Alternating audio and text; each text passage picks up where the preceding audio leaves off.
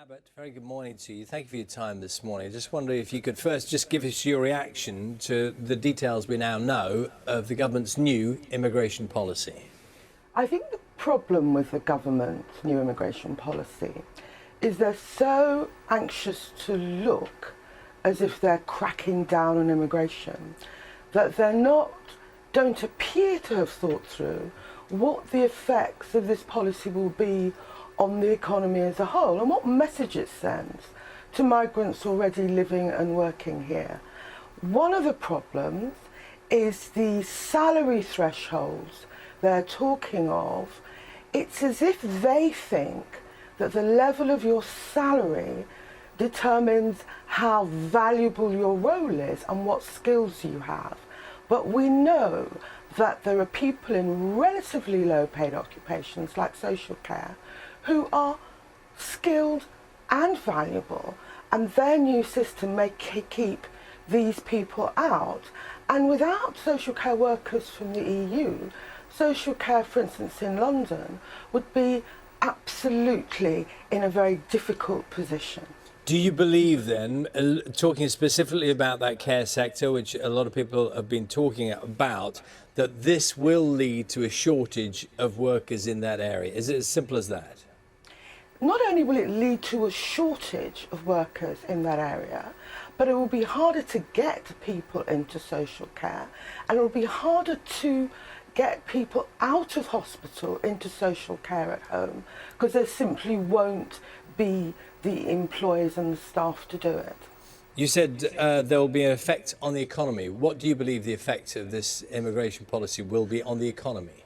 Well, the government's own Migration Advisory Committee had said that they believe that this new point system, obviously we didn't know the detail at that point, that this new point system would actually harm the economy and wouldn't actually produce more British jobs for British workers. As I say, for the government, it's all about looking as if you're cracking down on migration, but not really thinking about the economy as a whole. Do you agree with one of the broad principles of this new policy, which is that if you can't speak English, you can't get a visa?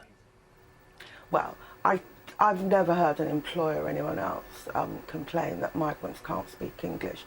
But there's nothing wrong with that in principle, but I don't think that's a real issue. That's dog whistle politics. You can't function in the British labour market if you don't speak English.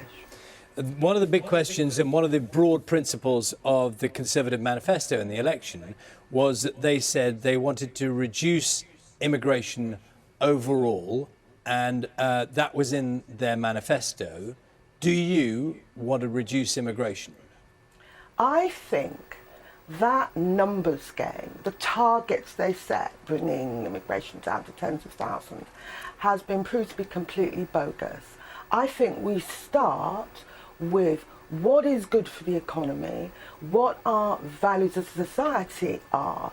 This idea of trying to hit numeric targets, it hasn't worked, it won't work. We need to start at what we need as a society, and we need to start with our values. The Conservatives, though, had this pledge in their manifesto to reduce immigration overall. They want a resounding victory in the election. So, again, I ask you the question, do you think that immigration should be reduced overall? And if not, surely you are out of step with the feeling in the country. What the country wants is a fair immigration system and a strong economy. And what we've found with the whole Windrush scandal is that people value the contribution of migrants. What the Tories have done by setting numerical targets for migration, which they have never, ever met, is actually undermined people's confidence in the system.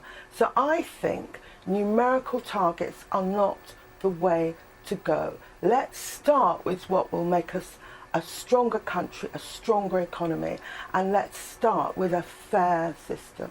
Do you think that the realities of some people for example, in the hospitality sector have said that it's going to cause them real problems? We're talking about waiting staff, people who work at events, that kind of thing, low paid, relatively unskilled workers. They've said that there could be real issues in getting enough staff for those kind of roles. Do you think in practice, when this comes into place, there will have to be a lot of exemptions to make sure that the necessary staff are available?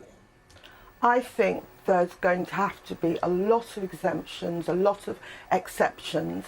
I think this policy is going to turn into a muddle, and yet it sends a very clear message that immigration is a bad thing, and I think that's a toxic message to send. Let's concentrate on a practical system, a fair system that can be made to work. I just want to ask you one question in connection with the Labour leadership election campaign. Could you just state very clearly who it is you're supporting and why? Oh, I'm supporting Becky Long-Bailey. I nominated her. I think she's the best candidate, although all of the three remaining candidates are very good. I'm supporting Becky because I think that Becky has the leadership qualities and the ability and the intelligence to bring the party together and to appeal to voters in some of the areas we didn't do so well in the general election. The criticism is, of course, that she, of all the candidates, is the one who's still maintaining that Corbyn did the right thing and had the right ideas. Well, I think you'll find that Keir Starmer has not criticised anything that was in our manifesto. There are issues about presentation, but I don't think that Keir or even Lisa Nandy are actually criticising anything in our manifesto. I think Becky has the energy, I think Becky has the ideas, and I think Becky has the capacity to bring us back to power. Just one last question. I'm not sure if you got a chance to watch the Brits last night, a performance from the rapper Dave, in which he called the Prime Minister a racist. I wonder what you made of that.